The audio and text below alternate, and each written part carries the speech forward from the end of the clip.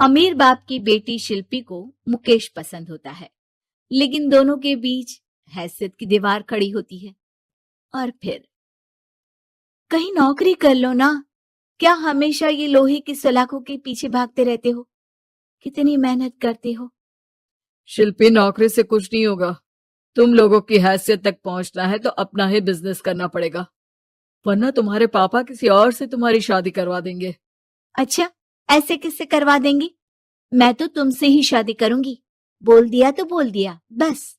मुकेश उस बेचारी को समझाता भी तो क्या। दुनिया के रीति रिवाजों से काफी दूर थी शिल्पी। भले ही बड़े बाप की बेटी, लेकिन सादगी इतनी कि क्या कहना। बेटा शिल्पी, कल तुमको देखने लड़के वाले आने वाले हैं, तैयार रहना। मैंने तुम्हारी माँ को समझा दिया है। घर के सारे नौकर चाकर को वो समझा देगी कि स्वागत कैसे करना है। कैसी बात कर रहे हैं पापा? मैं तो मुकेश से प्यार करती हूँ, उसी से शादी करूंगी। मैंने आपको बताया था ना। मुकेश किसका बेटा है? वो स्टील किंग सिंघानिया का, या वो जो बड़े ज्वेलरी वाले हैं मेहता, उनका? नहीं नहीं पापा, अ, वो अपना ही काम करता है, लेकिन एस्टेब्लिश नहीं है अभी। पापा, वो आपके पास तब आएगा जब कुछ बन जाएगा। आप प्लीज थोड़ा सा वक्त दे दीजिए। पिता को शिल्पी की बात पर गुस्सा आ जाता है। वो उससे कुछ नहीं कहते और शिल्पी की माँ के पास जाते हैं। ये संस्कार देकर बड़ा किया तुमने शिल्पी को, और कैसे मैं किसी भिखारी के साथ उसकी शादी कर दूं? कौन है ये मुकेश? मैं जानती हूँ, बड़ा ही होनहार लड़का है। शिल्पी से बहुत प्यार करता है और शादी करना चाहता है। अरे ऐसे कैसे मैं किसी से भी अपनी बेटी की शादी कर दूं? कोई भी उठकर आए और कहे कि मैं शादी करना चाहता हूं तो मैं शादी कर दूं?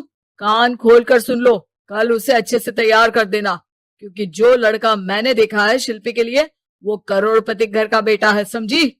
लाख मना करने पर भी शिल्पी को उस लड़के से मिलवाया जाता है जो उसके पिता ने उसके लिए देखा था। देखिए, मैं किसी और से प्यार करती हूँ और उसी से शादी करूंगी।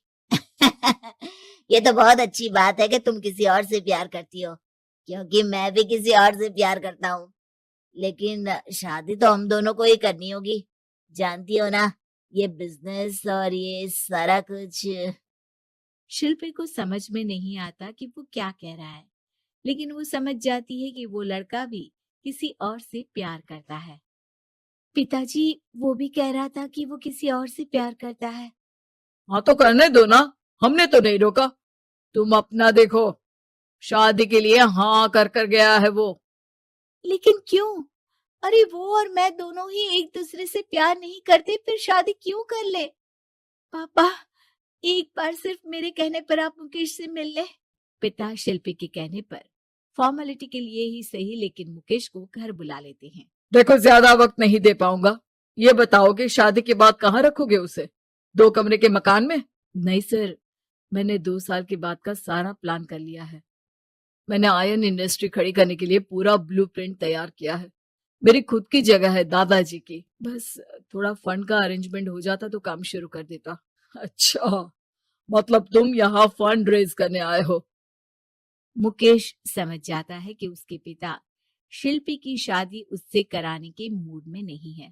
फंड आप कभी दे भी नहीं पाएंगे मुझे। मुझे तो सिर्फ शिल्पी चाहिए। मैं उसके बिना नहीं रह सकता सर। मैं उसे बहुत खुश रखूंगा। वो तो हर पति का धर्म होता है। वो तो मैं किसी से भी उसकी शादी करा दूं, वो उसे खुशी रखेगा। लेकिन देखो, मैं ज्यादा बात को घुमाना नहीं चाहता। वो बड़े घर की लड़की है, उसे काम काज की आदत नहीं। अभी वो समझ नहीं रही, लेकिन तुम तो समझो। मैं किसी भी हालत में शिल्पी की शादी तुमसे नहीं करवा सकता।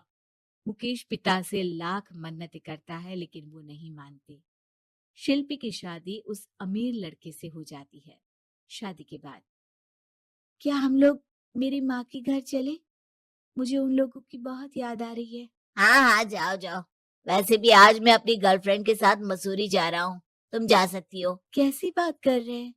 अब हम लोगों की शादी हो गई है, आप कैसे किसी और लड़की के साथ जा सकते हैं? अरे मैंने तो तुम्हें शादी के पहले ही बता दिया था कि मेरी कुछ गर्लफ्रेंड्स है। अब प्लीज ये टिपिकल बीवी वाला रोना धोना शुरू मत कर देना। शिल्पी पिता के घर जाती है और माता पिता को सारी बात बता देती है। इतना गंदा इंसान निकलेगा, मैंने तो सोचा ही नहीं था। अरे क्यों कराई मेरी फूल जैसी बेटी की शादी ऐसे घर में। और तो क्या हो गया, शुरू शुरू में हर घर में ऐसा होता है, धीरे धीरे ठीक हो जाएगा। और वैसे भी उन लोगों के साथ हम लोगों की एक बड़ी डील फाइनल हुई है, समझी। उन लोगों से रिश्ता बनाकर रखो, तभी पैसों की बारिश होगी। पापा, अब समझ में आया कि आपने मेरे साथ ऐसा क्यों किया। मुकेश आपके सामने गिड़गिड़ा कर गया कि वो मुझे बहुत खुश रखेगा, लेकिन आपने मेरी शादी एक ऐसे लड़के से करा दी जो किसी और लड़की से प्यार करता है और शादी सिर्फ समझौते के लिए कर रहा है। पापा, मैं जा रही हूँ, लेकिन इस घर में कभी पैर भी नहीं रखूंगी। आपने मुझे सामान की तरह इस्तेमाल किया। माँ शिल्पी को बहुत रोकती है, लेकिन वो एक नहीं सुनती। कुछ समय बाद, शिल्पी, मुझे नहीं लग रहा कि अब हम दोनों के बीच ये शादी और रह पाएगी। मैं किसी और से शादी करना चाहता हूँ। वैसे तुम परेशान मत हो ना, तुम्हारे पापा के साथ हम लोगों की डील जो चल रही है ना, वो नहीं रुकेगी, क्योंकि तुम बहुत अच्छी लड़की हो।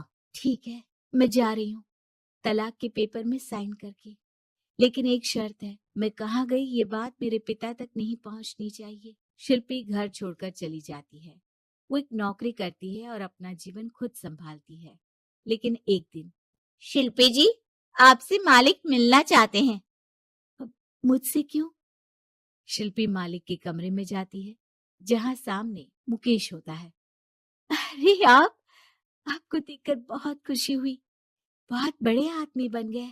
थैंक्स, पर तुम्हें नौकरी करने की क्या जरूरत पड़ गई। मैंने तो सोचा भी नहीं था कि तुम मेरी शिल्पी होगी।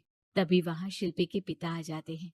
शिल्पी, तुम्हारे बारे में माँ से पता चला। घर चलो बेटा, मुझे माफ कर दो। मुकेश, मैं यहाँ अपनी कंपनी के काम के लिए आया हूँ। तुम्हारी कंपनी की डील अगर हमें नहीं मिली तो हम बर्बाद हो जाएंगे। वैसे अब तुम चाहो तो शिल्पी की शादी मैं तुमसे कराने को तैयार हूँ। बस करिए पापा, ये क्या सौदा लगा रखा है आपने। जिस कंपनी से आपकी डील हो, अपनी बेटी की शादी उसी के घर करा देते हैं।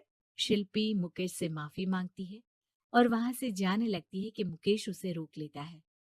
रुको शिल्पी, ये सब कुछ तुम्हारे लिए है। ये कंपनी, ये नाम सिर्फ तुमसे शादी करने के लिए ही खड़ा किया था। मैं आज भी तुमसे बहुत प्यार करता हूँ।